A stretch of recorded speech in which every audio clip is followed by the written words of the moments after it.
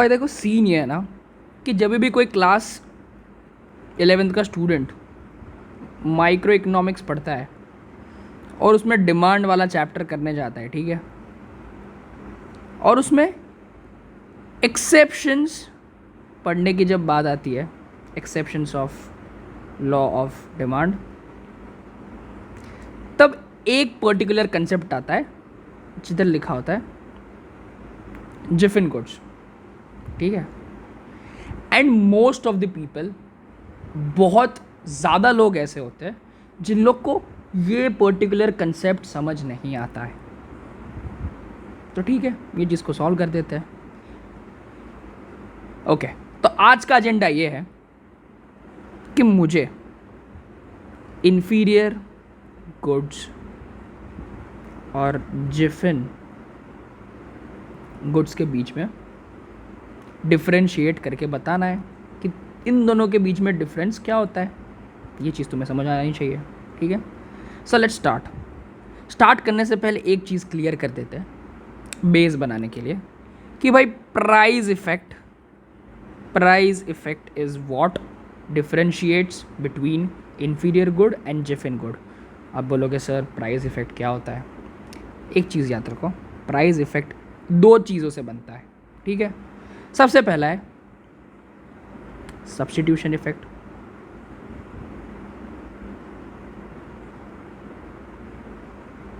And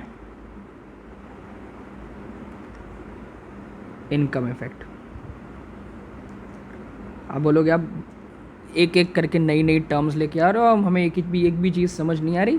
don't worry, bear with me थोड़ी देर के लिए, एक एक चीज़ तुम्हें समझा देता हूँ, ठीक है। सबसे पहले सब्स्टिट्यूशन इफेक्ट, फिर हम लोग पढ़ेंगे income effect. Okay, substitution effect,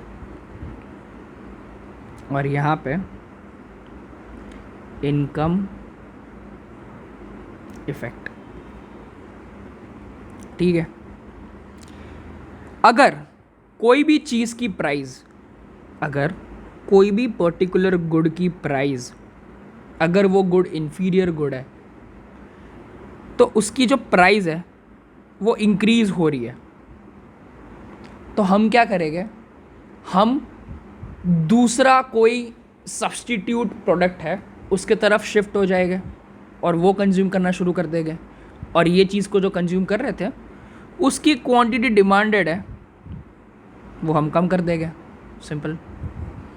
और अगर अभी जो चीज़ मैं कंज्यूम कर रहा हूँ उसकी प्राइस डिक्रीज़ हो जाती है, ठीक है, तो मैं वो चीज़ की क्वांटिटी ज़्यादा कंज्यूम कर लूँगा, सिंपल है, लॉजिक है। लॉजिक वाली चीज़ है कि नहीं है ये? अगर कोई भी चीज़ की प्राइस बढ़ गई है तो मैं उसके सब्स्टिट्यूट्स की तरफ चला जाऊँगा, तो अभी जो चीज़ को कंज्यूम कर रहा हूँ उसको मैं कम कंज्यूम करूँगा, और अगर अभी जो चीज़ को कंज्यूम कर रहा हूँ उसकी प्राइस कम हो जाती है तो वो ही चीज़ को मैं ज़्यादा कंज्यूम करने लगूँगा, सिंपल लॉजिक है, ठीक है। And same applies for inferior goods too. Okay, now let's talk about income effect. Income effect में मुझे कुछ चीज़ें लिखनी है जो कि, हाँ, P, Y and quantity demanded. Y here stands for your income, specifically your real income. मैं बोलोगे सर रियल इनकम क्या होता है? रियल इनकम मतलब बेसिकली आपकी परचेसिंग पावर, ठीक है। आपकी मॉनेटरी टर्म्स में वो इनकम आपकी बड़ी हो ना हो, बट रियल इनकम आपकी बड़ी है। फॉर एग्जाम्पल, मैं पहले 50,000 रुपये कमाता था, आज भी 50,000 रुपये कमा रहा हूँ, बट जो चीज़ें मैं कंज्यूम कर रहा हूँ उसकी प्राइजेस कम हो चुकी है, उसकी प्राइजेस कम हो चुकी है। मतलब अगर मैं पहले 300 रुपये की कोई पर्टिकुलर चीज़ खरीदता था और मैं कमाता था 30,000 रुपये, बट अभी भी मैं 3,000 रुपये कमाता हूँ, बट वो चीज़ 100 रुपये की हो चुकी है। तो इनडायरेक्टली और डायरेक्टली मेरी रियल इनकम जो है वो बढ़ी है, मेरे सेविंग्स बढ़े हैं, मैं ज़्यादा चीज़ों को कंज्यूम कर सकता हूँ अभी, ठीक है। That is my real income. तो यहाँ पे मैं सिर्फ रियल इनकम की बात कर रहा हूँ, नॉट मॉनिटरी इनकम, ठीक है। ओके, सो अभी कोई एक इन्फीरियर गुड है, उसकी प्राइस कम हुई, ठीक है, उसकी प्राइस कम हुई और उसकी प्राइस बढ़ी। दो केसेस ले गए। पहले केस में उसकी प्राइस कम हुई तो मेरी रियल इनकम क्या हो गई, बढ़ गई। अगर मेरी रियल इनकम बढ़ रही है, अगर मेरी इनकम बढ़ रही है तो मैं कोई इन्फीरियर गुड को कंज्यूम करूँगा क्या? नहीं, मैं उसके कोई सुपीरियर सब्स्टिट्यूट जो उसका होगा उधर चला जाऊँगा। तो यहाँ पे क्वांटिटी डिमांडेड भी कम हो रही है। अगर मेरी प्राइस, वो पर्टिकुलर इन्फीरियर गुड की प्राइस इंक्रीज हो रही है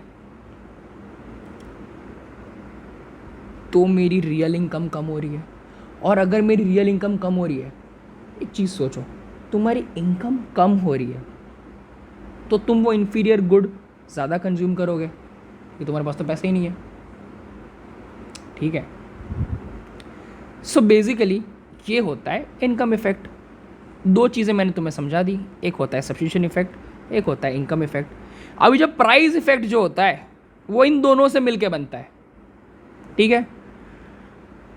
तो गुड इन्फीरियर है या जिफिन है, ये डिसाइड करता है कि कौन सा वाला effect either from substitution effect या फिर इनकम इफेक्ट ज़्यादा डोमिनेंट है, ठीक है। उससे पहले एक चीज़ समझ लो, अगर एक ये सेट है, ये सेट पूरा का पूरा इन्फीरियर गुड्स है, तो ये छोटा सा पार्ट जिफिन गुड है, ठीक है। मतलब all Giffen goods are inferior goods but not all inferior goods are Giffen goods, ठीक है। ओके, अभी आती है वे वीडियो की सबसे मेन चीज़ समझने को, ठीक है। इन्फीरियर गुड्स जो होते हैं, ध्यान से सुनना, ठीक है। इन्फीरियर गुड्स जो होते हैं उसके सब्स्टिट्यूट्स आसानी से अवेलेबल होते हैं, वेरेस जिफिन गुड्स जो होते हैं उसके सब्स्टिट्यूट्स आसानी से अवेलेबल नहीं होते।